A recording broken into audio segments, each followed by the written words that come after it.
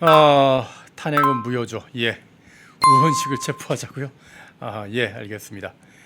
이선균 형님이라고요? 김기영 대변인 목소리가 좋아서 이선균 형님이라고 그러시는 건가요? 아이고, 예, 영광입니다. 바로 모시겠습니다. 네. 김기영 대변인과 함께합니다. 어서 오십시오. 안녕하세요. 목소리가 좋으시니까 이제 이선균 더 갑자기 부담되는데요. 그러신가요? 제가 지금 주말 사이에 계속 요즘 무리를 하고 있어가지고 예. 목소리가 갑니다. 좀 이해를 좀 해주시기를 부탁을 좀 드리겠습니다. 일단 처음에 오늘 공수처에서 갑자기 난데없이 전 이런 거 처음 봤는데 현직 대통령한테 체포영장을 청구를 했습니다. 네. 이 문제 먼저 좀 어떻게 봐야 되는지 좀 해설 좀 부탁드리겠습니다. 체포영장을 발부를 하는데 네네. 일종의 미래성이라고 하죠. 밀행. 어허. 그러니까 어떻게 보면 조용히 하는 거거든요. 예. 아니 체포영장을 청구를 하는데 발부해달라고 하는데 이 부분에 대해서 상대가 만약에 뭐 소위 말해서 네. 뭐 도망가거나 증거를 인멸할 우려도 있기 때문에 그게 통상적으로 이제 제일 중요한 거죠. 그렇죠. 예. 근데 지금 공수처가 정치를 하고 있습니다. 어허. 그래서 체포영장을 한다고 동네방네 다 얘기를 하는 거죠. 어. 동네방네 다 얘기를 하는 거고. 근데 무엇보다도 문제가 뭐냐면 과연 공수처가 대통령 관련해서 수사를 할 수 있느냐. 이 그게 제일 가장, 중요하죠. 예. 어떻게 보면 이거부터가 논란이 되고 있거든요. 그러니까 내란죄 관련 공수처가 수사 권한이 없다는 게 지금 저희들 법조계 중론이고요. 공수처법상 예. 대통령에 대해서 대통령 신분을 수사를 할 수는 있습니다. 예. 이제 내란죄냐 그런 부분이고 모든 게 이제 뿌린 대로 거둔다고 검경 수사권 조정이 있었고 그다음에 예. 공수처법이 통과됐잖아요. 그거 누가 했느냐? 민주당, 문재인 정부 때 민주당이 한 거거든요. 그러다 그렇죠. 보니까 검찰이 과연 이걸 할 수 있느냐, 공수처가 과연 할 수 있느냐 이게 논란이 되고 있는 그러니까 와중에 공수처한테 이 내란죄를 수사할 권한이나 네. 뭐 그런 대통령을 관련해서 뭐 체포할 수 있는 권한이 없는 거지 않습니까? 지금 현재로서는 없는 거죠. 없죠. 그렇기 때문에 자꾸 이제 뭐 공수처에서는 관련된 거하고 연결지어서 이런 식으로 할 수 있다는 건데 사실 이제 그 김용현 전 장관 관련해서 네. 체포영장 그 발부했을 때 그때 법원에서 그 내란죄 관련해서 얘기한 게 아니라 그때 검찰이 수사를 누굴 했냐면 경찰청장을 했습니다. 예. 경찰청장 관련해서 수사를 하면서 그거와 연관돼서 직권남용죄 관련해서 한 거거든요. 예. 그래서 그 상황과 지금 상황을 등치시켜서 말할 수 있는 건 아닙니다. 그럴 수 있는 상황이 아니기 때문에 이 부분에 대해서 만약에 지금 서부지법에 영장을 발부해달라고 예. 신청을 했는데 그 부분에 대해서 서울지법이 이거를 발부를 안 할 수도 있는 거죠. 어허. 공수처 너희가 내란죄 관련해서 할 수 있는 수사 권한이 없는데 네. 이거 관련해서 과연 할 수 있을까? 이 부분에서 부분이 있는 거고 무엇보다도 왜 서부지법이냐? 아니 보통 서울중앙지법에서 해야 되는 거 아니에요? 맞습니다. 예. 공수처 관련해서 대체로 사람들이 볼 때는 서울중앙지법이 할 거라고 생각을 했어요. 네네. 근데 저번에 제가 앞서 말씀드린 것처럼 김용현 전 장관 관련해서 체포영장 발부 받을 때 네. 그때 판사가 이 내란죄 관련해서 이거에 대해서 좀 본인이 보기에는 이게 마땅치 않았다 그런 얘기가 뒷얘기가 좀 나와요. 그러다 예. 보니까 그때는 경찰청장을 수사하기 때문에 그거와 연관지어서 관련된 거로 검찰이 수사를 해서 영장을 청구해서 발부를 받았는데 요번엔 그게 아니잖아요. 그러니까 내란죄니까 본인들 관점에서 볼 때는 서울중앙지법의 그 판사가 소위 말해서 될 수 있으니까 우회적으로 저쪽으로 간 거죠. 서부지법으로 갔는데 제가 서울지법에 갔을 때 잠시만요. 여기 보면 서울지법에 있을 때 서부지법이요? 예. 서울지법에 있는 상황 중에서 그 특정 인물이 좀 언급이 되긴 합니다. 그게 과연 맞는지는 모르지만 네. 우리가 했을 때 우리법 연구회 있지 않습니까? 아하. 그쪽에 소속된 분이 영장 발부할 가능성이 있기 때문에 그래서 일부러 그쪽으로 갔다. 정략적으로 아하. 그쪽으로 간 게 아닌가 그런 의혹의 관련 기사도 지금 나오고 있습니다. 이게 제 혼자만의 생각이 아니라 연합뉴스나 몇몇에서 왜 굳이 서울중앙지법이 아니라 서울지법으로 갔는가 어허. 그 부분에 대해서 얘기를 하는데 그 판사가 아무래도 좀 그럴 가능성이 있지 그러니까요. 않을까. 물론 사람을 보고 판단할 수는 없겠죠. 뭐 네네. 법리와 증거에 따라서 이제 영장도 발부되고 하면 좋겠지만 지금 상황에 있어서는 굉장히 어떻게 여론이나 지금 민주당의 그다음에 검찰이나 수사기관 공수처의 어떤 여론이 흘리잖아요, 일방적으로. 예. 그런 것들로 이제 압박을 하고 음. 특히나 그 압박을 받은 사람이 어떤 사람은 평가할 때 여하튼 지금의 모습에 대해서는 잘 모르기 때문에 과거에 뭘 했는지를 기준으로 우리가 생각할 수밖에 없는데 제 생각이 아니라 언론에서도 그분이 예전에 우리법 연구회다 이런 식으로 이제 관련 기사가 나오는 상황인 만큼 뭔가 공수처에서 그거를 좀 바라고 간 게 아닐까. 아하. 그런 그러니까요. 공수처 같으면 서울중앙지법으로 분명히 가면 되는데 이걸 구태여 서부지법을 선택해서 거기다가 영장을 청구한다? 이건 정말 냄새가 나는 거죠. 공수처가 정치를 하고 있다는 게 맞는 것 같은데요. 자, 지금 국가 애도기간이 선포됐는데 공수처는 이런 정치질 하지 말기를 좀 부탁을 좀 드리겠습니다. 자, 국가 애도기간 선포가 됐지 않습니까? 네. 근데 일단 많은 분들이 이 국가 애도기관이라는 게 도대체 뭔지 잘 모르시는 것 같아요. 대통령실에 계셨으니까. 예, 국가애도기관이 어떻게 보면 그 안타까운 사건이 났을 네네. 때, 그 다음에 어떻게 보면 많은 분들이 존경하는 어떤 인물이 예. 사망을 했을 때 음. 애도하는 기간을 하는데 5일이 될지 7일이 될지 모릅니다. 아, 근데 예. 이번 같은 경우는 1월 4일까지 기간을 둔 거죠. 예, 그래서 일주일을 줬죠. 사례를 둔다면 예전에 2010년도에 천안함 피격 사건이 있지 아하. 않았습니까? 그때 선포가 돼서 그때는 5일 정도로 돼 있고요. 네네. 그 최근에는 이태원 사고가 있지 않았습니까? 예, 2022년에. 예. 그때는 7일 정도를 한 거죠. 네네. 그때 관련해서 아무래도 저는 어떤 사고가 났을 때 정치적으로 이거를 정쟁으로 이용하면 안 된다고 봐요. 음흠. 근데 이제까지 안타깝게도 네. 어떤 사회적 참사가 일어났을 때 국민들이 참 안타깝게 생각하고 대통령도 그다음에 거기에 있는 어떤 정부 관계자도 누구도 다 안타깝게 생각하는데 그거를 어떻게 보면 현 정부의 문제로 몰아가서 어허. 그거를 악마시하거나 본인들의 어떤 정치적 지분을 활용하기 위한 어떤 수단으로 쓰는 경우가 좀 많았잖아요. 예. 그러니까 이번 같은 경우는 절대 그런 일이 없었으면 좋겠고 전 더더욱다나 황망한 상황이지 않습니까? 네네. 저도 어제 사고가 난 다음에 어떻게 보면 방송 중이어서 본의 아니게 한 2시간 반 동안 특보를 진행했고 아, 그러셨군요. 저도 이제 KBS 기자를 한 20년 가까이 했기 때문에 어떻게 보면 지하철 2003년인가요? 제가 갓 기자를 할 때 지하철 그때 방화 사건 관련해서 대구에서 예, 대구 했었거든요. 방화 사건. 예, 예. 그때 처음에 기억납니다. 사망자가 되게 적었어요. 근데 시간이 지남에 따라서 굉장히 그 유독가스 때문에 엄청 맞습니다. 늘었습니다. 예. 근데 이번 같은 경우도 처음에는 28명 사망해서 2명 구조로 돼서 조금 가능성을 봤는데 그 이후에는 좀 안 좋은 일이 계속되더라고요. 그러셨군요. 근데 이거를 누구를 탓을 하는 게 아니라 네네. 이 아픔에 대해서 공감해주고 그다음에 그런 상황 속에서 제2의 어떤 사고를 막기 위해서 제도적인 거를 좀 봐야 되잖아요. 예. 그렇다면 세월호의 그 아픔이 음. 과연 대한민국의 안전에 어떤 역할을 했는가. 그러니까요. 시간만 질질 끌었지. 그렇죠. 그리고 엄청난 세금이 들어갔지만은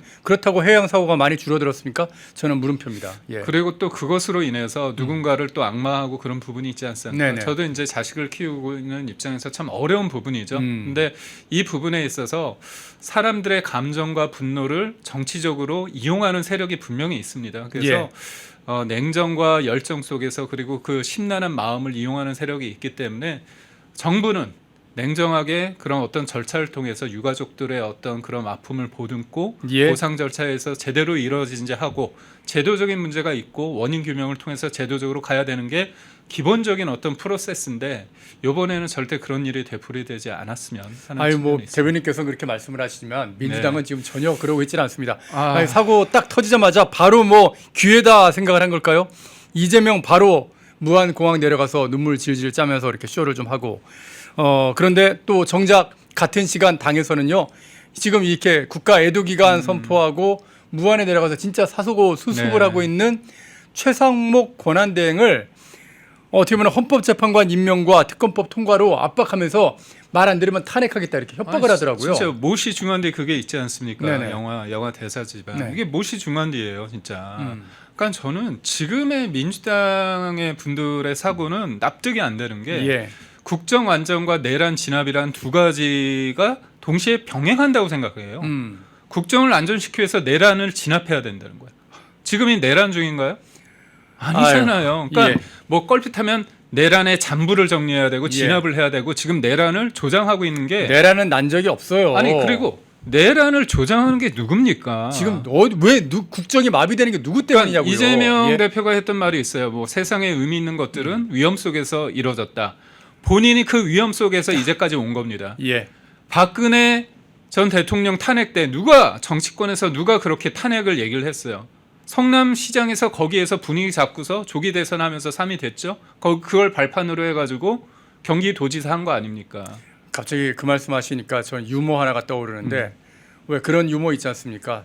사람이 막 이렇게 운전하고 가는데 그러니까 여자가 이렇게 TV 보다가 어느 뭐 경부고속도로에서 역주행하는 차가 있다는 뉴스를 보고 너무 놀래가지고 그 경부고속도로 출장 간 남편한테 전화해서 여보 어떤 차 한 대가 역주행을 하고 네. 있어라고 이렇게 얘기를 하니까 그 남편이라는 사람이 전화하게 되고 한 대가 아니야 뭐 여러 대야. 진짜 사고 치고 있는 건 이재명이란 얘기입니다. 모두가 역주행하는 게 아니라 바로 당신이 지금 역주행을 하고 있는 거라고요. 맞습니다. 그러니까 이재명의 인식은 사실 예. 누구 말 때나 최민희 의원의 말 때나 음. 뇌구조가 이상한 거예요. 뇌구조가 이상하죠. 예. 어떻게 지금의 상황이 내란 중입니까? 그래서 내란을 진압해야 되는 상황이 아니잖아요. 근데 사실 저도 이해는 가요. 왜냐하면 예. 일관성이 있거든요. 이번에도 보면 딱 안타까운 사고가 터졌는데 예. 뭐라고 얘기했습니까? 페북에 내일을 향해 쏴라. 그리고 뭐 국민을 향해 진짜- 쏴라 하면서 거기에서 보면 지금의 그 죽음에 대해서 공감하고 안타까움이 아니라 이 상황에서 대통령과 한독수 대행을 공격하는 거잖아요. 그 민주당이 뭐 시차 문제로 올렸다가 지웠다 뭐 그랬는데 사고 발생한 지 1시간 7분 만에 올린 겁니다. 그럼 1시간 동안 사고 난 걸 몰랐다는 것도 문제고 야당의 제1야당의 대표가 그걸 알았으면서 그런 글을 올렸다는 것도 문제입니다.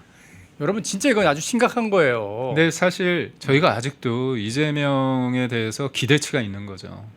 기대를 지금으로부터 포기하면 되는 거예요. 2021년 12월 달 네. 크리스마스 캐롤에 춤추던 사람이잖아요. 아 김문기 씨, 그쵸. 그 작년 그때 날에 김문기 씨 그 어머니죠. 예. 어머니가 쓰러졌잖아요. 아. 그러니까 저도 그걸 보면서 어떻게 김문기 씨 관련해서 이런 그 안타까운 죽음이 있는데 본인은 안 갔잖아요. 그러고 나서 뻔뻔하게 와이프하고 캐롤송 부르면서 노래를 부르면서 춤을 췄잖아요. 그러니까 저 같으면 그게 예전에 촬영된 영상이라고 하더라도 그런 상황 속에서는 추모해야 되잖아요. 김문기 전 차장을 모르는 게 아니죠. 모른다고 애써했지만 본인도 얘기했어요. 그렇죠. 경기도 성남시장 때는 몰랐다. 경기도 때는 알았다. 그렇게 얘기를 했으면 여튼 안 거잖아요. 예. 근데 그 이재명 주변에 5명, 6명의 그 죽음을 나몰라라 하는데 아주 직접적으로 유서에 쓴 사람이 있잖아요. 그 비서실장이 뭐라고 예. 얘기했냐면 이제 정치를 내려놓으시라. 더 이상 희생은 없어야 된다. 아주 그러니까요. 유서에 명확하게 넣었습니다. 네네. 근데도 그거에 대해서 하나 없는. 이 사람은 공감 능력이 부족한 게 아니라 제가 볼 땐 되게 뻔뻔하고 무서운 사람이죠. 그러니까 모든 사람들이 슬퍼하고 그럴 때 본인은 뭐냐? 그게 중요한 게 아니라 고하는 거야. 대통령이 되기 위해서. 그러니까 국민을 향해 쏴라. 윤 대통령하고 한덕수 총리 대통령 권한대행에 대해서 그렇게 얘기하는 거죠. 그러니까 이거예요. 또 하나의 우리가 모든 사람들이 봤던 게 있습니다. 저는 악마를 보았다는 그런 그 영화요? 영화가 생각나는데 음. 이재명 대표가 그때 많은 사람들이 탄핵 무효라고 했을 때 우원식 의장이 말도 안 되는 의결 정족수에도 맞지 않은 151석이라고 해가지고 탕탕탕 치고 한덕수 많은 권한대행을요? 사람들이 국민들이 그걸 보면서 대한민국의 미래를 불안해할 때 막 가는 거 아니야 이 정도면? 되게 불안해할 때 사람들이 거기서 구호를 외칠 때 이재명 대표 뭐 어떻게 했습니까? 웃으면서 나왔죠. 야 어떻게 거기에서 미소를 짓죠? 예. 그 정도면 공감 능력이 아니라 진짜 무서운 사람. 악마를 보았다 그 영화가 생각난다는 지금 거죠. 뭐 댓글창에 소시오패스라는 얘기가 지금 그러니까 계속 나오고 저는 있습니다. 예. 이거는 한 나라의 대통령이 되느냐 안 되느냐를 떠나서 이렇게 문제 있는 사람이 그리고 이렇게 대한민국이 어려운 상황이 되고 있는 상황 속에서 그러니까 지금 비행기가 떨어질 때 메이데이라고 했잖아요. 대한민국이 메이데이를 외치고 있는 상황 속에서 본인은 흐뭇한 표정을 짓는다는 이 상황. 이게 어떻게 정상적인 뇌 구조를 가진 사람이냐. 이해가 안 된다는 거죠. 근데 내려가서는 무릎 꿇고 어떻게 합니까? 다 그렇죠. 들어줄 거죠. 예. 그게 가능한 사람이에요. 뻔뻔하기 때문에. 그걸 보고서 사람들이 그래서 저는 이재명이라는 사람에 대해서 어떻게 평가를 하냐면 저는 잡놈이라고 생각하거든요. 이 사람은 선거를 이기기 위해서 무릎 10번도 꿇을 수 있고 눈물도 막 흘릴 수 있어요. 그러면 딱 올라와서 그러겠지. 내가 눈물 지으니까 진짜 눈물 흘리는 줄 아느냐. 진짜 눈물인 줄 알아? 이런 거군요. 그리고 일하는 척 했다고도 하지 않습니까? 선거 때 막 하고 나서 차에 들어오면서 일하는 척 했네. 그러니까 이게 기본적으로 그게 진심이었군요. 본인도 제가 볼 때는 본인도 나의 정체성이나 나가 어떤 생각하는지 모를 거야. 그냥 제가 볼 때는 그냥 대통령이 되기 위해서 권한을 차지하기 위해서 권력을 뭔가 일방적인 이런 걸 하기 위해서 지금 애써 누르는 척 하는 겁니다. 예. 그러니까 어떻게 보면 지금 제가 이렇게 말하는 게 좀 제가 입이 아플 정도예요. 왜냐? 모든 것들이 하나하나 다 우린 봤어요. 진짜 그럼 지금 현재 상황에서는 이재명은 오히려 답답할 것 같아요. 아니 어떻게든 이 기회를 살려서 윤석열 대통령이 만약에 책임자였으면 엄청나게 공격할 수 있는 그런 기회인데 어떻게 보니까는 공격할 포인트들이 되는 윤석열 대통령 탄핵시켜놨고 한덕수 총리도 탄핵시켜놨고 뭐 행안부 장관도 사퇴해버렸고 그렇죠. 경찰청장도 뭐 지금 뭐 다 사퇴해가지고서 지금 구속되어 있는 그런 상황이고 공격할 포인트가 없지 않습니까? 근데 제가 볼 때는 이재명 대표는 지금 황당하다고 생각하고 내가 이렇게 이상한 짓거리를 했는데 네네. 미소도 짓고 좀 여기 페북에봐서 국민을 향해 쏴라 그런 얘기를 했는데도 불구하고 네. 사람들이 날 지지한다고 생각하는 거 보면 야 내가 이렇게 막 가도 되겠구나. 그래서 저는 슬픈 게 뭐냐면 예.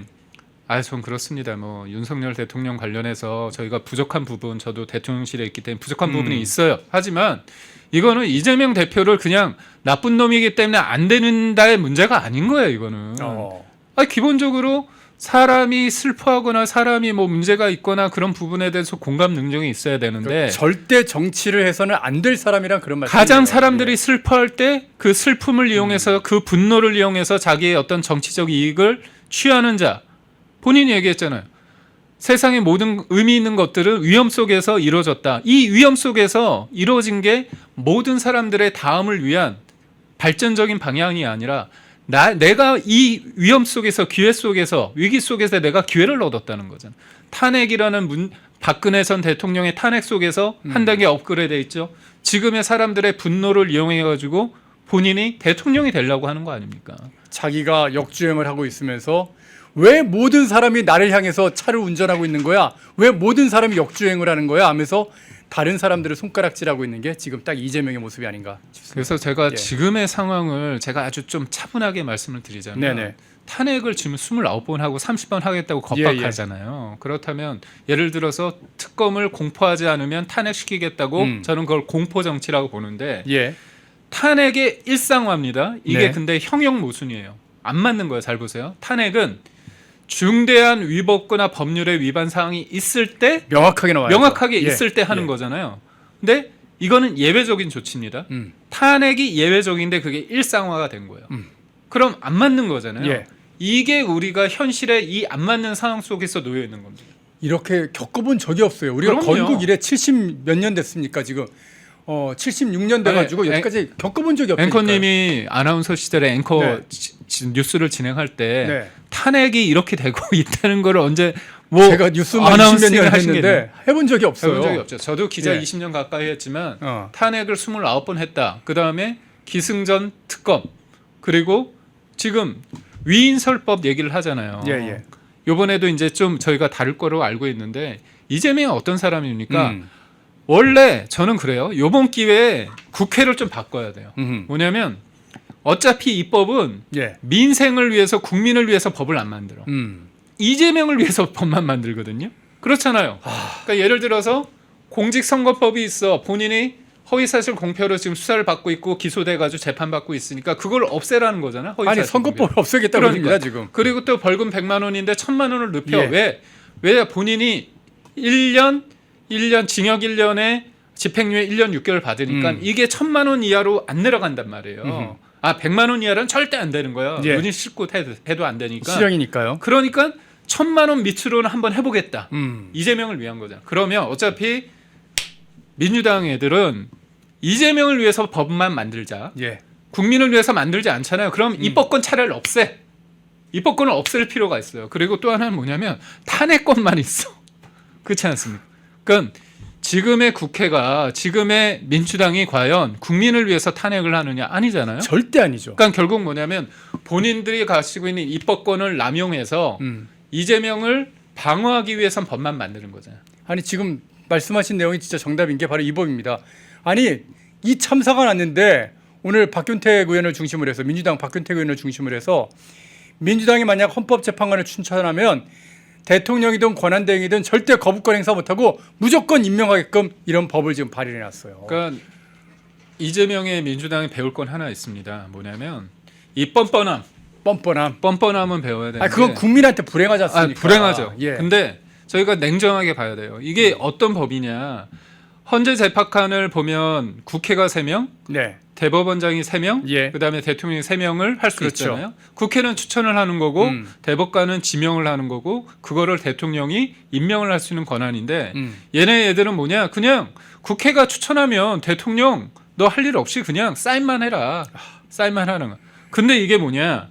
상권 분립에 있어서 대통령의 권한이잖아요. 견제할 수 있는 그렇죠. 의회 권력을 견제할 그렇죠. 수 있고 대법원장의 권력을 견제할 수 있는 권한이지 않습니까? 그런 권한을 아예 없애자는 거죠. 근데 제가 볼 때 이재명 대표가 대통령이 될 가능성이 없지만 혹여나 되면 이것도 금세 없앱니다. 근데 만약 이렇게 되면요, 이거는 민주당이 190석 가까이 갖고 있지 않습니까? 무조건 이런 법은 언제든지 고치고 해서 이재명 일당 독재, 1인 독재를 만드는 그런 법이 만들어지는 겁니다.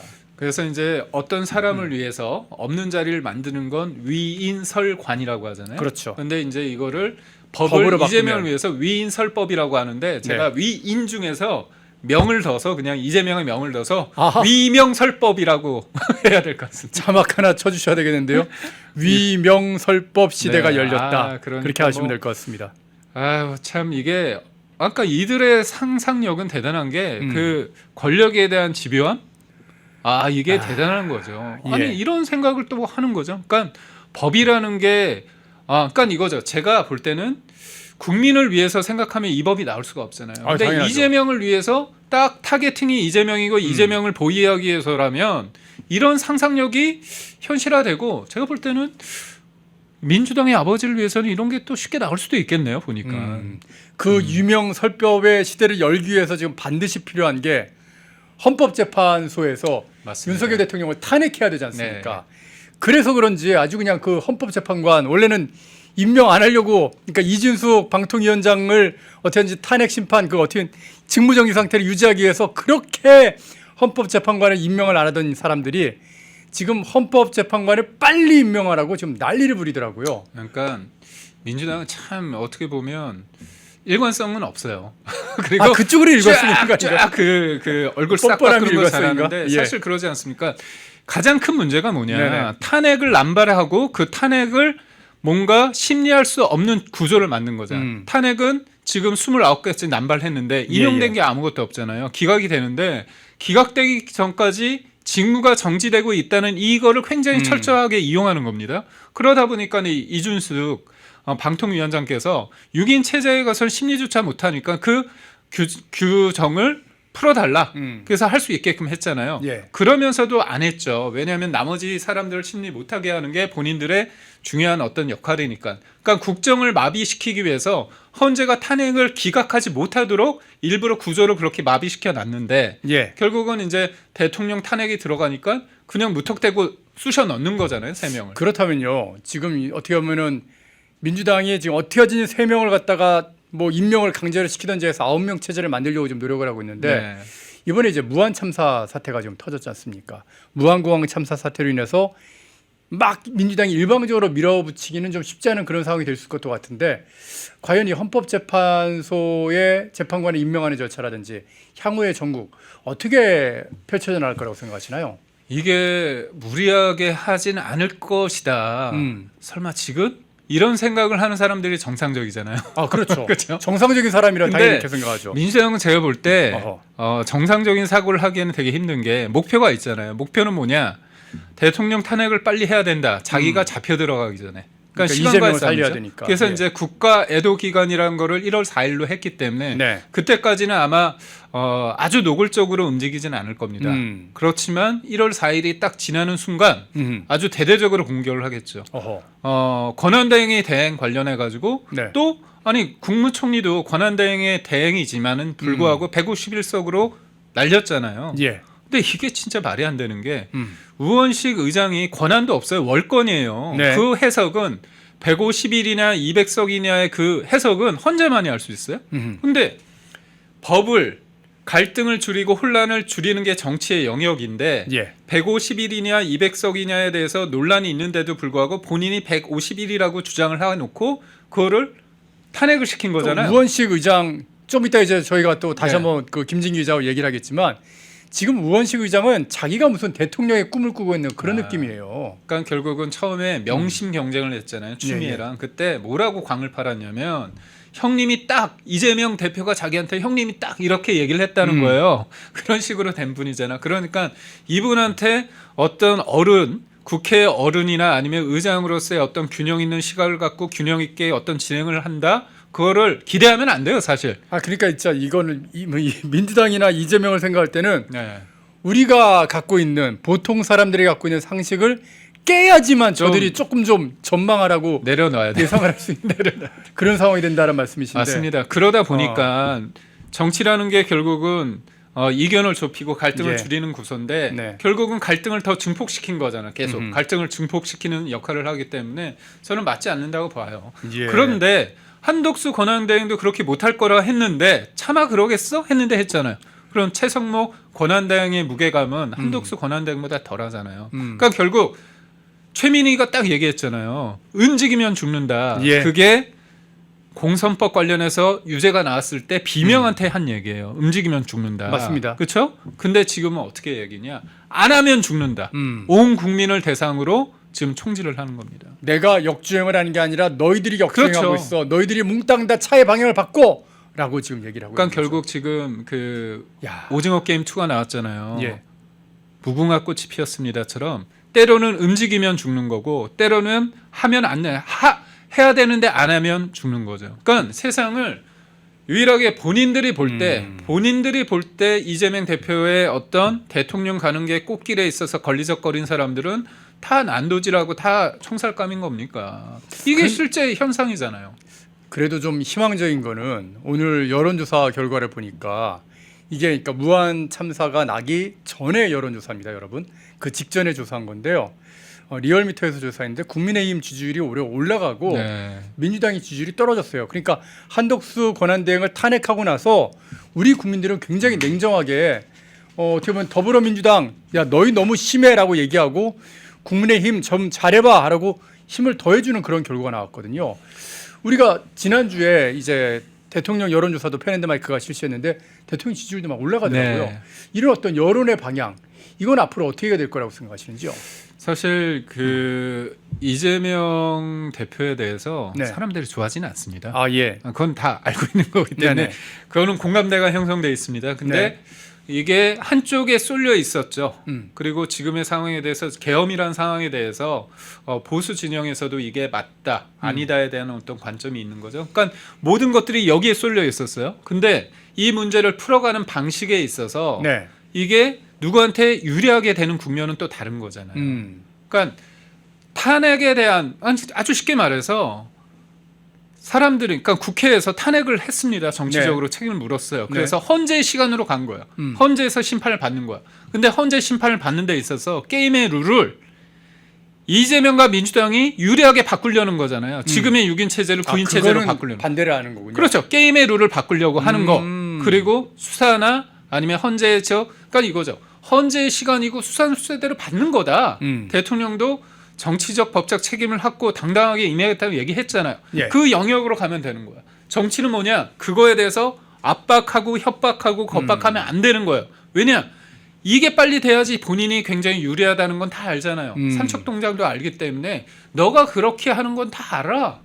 너희는 지금 내란이라고 말하면 안 돼. 근데도 내란 진압하겠다, 내란 잔부를 정리하겠다고 막 선동이에요. 광란의 칼춤을 추는 그거에 대해서 사람들이 알기 시작하는 거죠. 국민들이 깨어가는 과정이다. 그럼요. 그렇다면은 이재명이 진짜 내가 지지를 했는데 내가 뭐 국민의힘이 싫고 윤석열이 싫고 해서 이재명을 지지했는데 어라 이거 보니까 이재명은 정상이 아니네. 자기 외에는 모든 사람을 다 역주행한다고 손가락할 만한 그런 사람이네. 라고 깨어가는 알아채는 과정이다. 쉽게 말해서 뭐냐면 되게 지금의 12월 초에 어떤 계엄과 네네. 탄핵과 이런 일련의 상황 속에서 사람들이 좀 떠 있습니다. 어허. 냉정하게 보는 것보다는 좀 휩쓸리게 마련이에요. 휩쓸리게 마련인데 지금 이제 그렇다면 지금의 야당이 하는 모습이 네. 과연 국민과 민주주의 얘기를 외치지만 결국에 본인들의 정치적 자산과 이속을 챙기기 위함이라는 것들을 사람들이 알 수밖에 없고 간단합니다. 그날 한덕수 대행이 탄핵되는 그날 국회 본회의장의 이재명 대표의 모습 그 한 장의 사진을 보면서 그 웃음. 예. 이 사람이 과연 대한민국을 위해서 탄핵을 하고 이렇게 압박을 하는가? 아니잖아요. 예. 그걸 알게 되는 겁니다. 그러니까 오만하면 꺾이는 거고요. 지금 민주당이 크게 실수하는 게 뭐냐면 저번 총선부터 해가지고 자기네들이 의석수를 가지니까 의석수가 많다는 게 모든 것들에 프리패스 권한을 준 게 아니거든요. 그때 윤석열 정부에 대해서 따끔하게 매를 든 거예요. 근데 매를 좀 세게 때리다 보니까 너무 심하게 우리가 당했고 저쪽은 좀 맞아야 될 매인데 상대적으로 덜 맞은 거예요. 그래서 선거 결과에 대해서 민주당은 겁을 먹어야 되는 거예요. 아, 나한테 과도한 책임감이 부여됐구나. 정상적인 사람이라면 그렇게 생각하겠지만 죄송합니다. 민주당이 정상적이지가 이런 상식을 않아서. 제가 이렇게 벗어 던지고 놓아놓고 제가 얘기를 해야 되는데 그러지 못하고 그러니까 우리는 너무 정상적이라는 게 문제입니다. 이게 문제입니다, 여러분. 그러네요. 진짜. 예. 그럼에도 불구하고 이 모든 상황을 타개하실 분들은 이제 헌법재판관 어떤 보면 헌법재판소의 시간이 시작됐으니까요. 재판관님들께서 연말 연시 무척 바쁘시고 또 힘드시겠지만 그래도 조금만 더 시간을 좀 할애하셔서 지금 헌재에 올라와 있는 대통령 탄핵과 관련된 내용들, 권한대행의 탄핵과 관련된 내용들 빨리 좀 심판해 주시기를 부탁을 좀 드리겠습니다. 이게 정상적인 국민들을 지키는 헌법재판소 재판관님들의 소임이라고 생각을 합니다. 자, 김기흥 목소리가 좋으신 우리 김기흥 대변인과 함께 지금 현재 시국 어떻게 돌아갈지 또 앞으로는 또 어떤 일들이 벌어질지 한번 이 무한공항 사태로 과연 어떻게 변하게 될지 한번 말씀 들어봤습니다. 오늘 말씀 잘 들었습니다. 고맙습니다.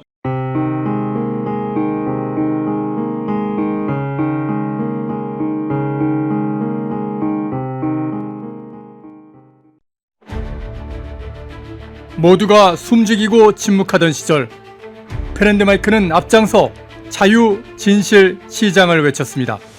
자유우파 정권이 힘들게 다시 들어선 이후에도 대한민국을 위협하는 세력과의 싸움은 여전히 계속되고 있습니다. 2025년도에도 페렌드마이크는 흔들림 없이 달려갑니다.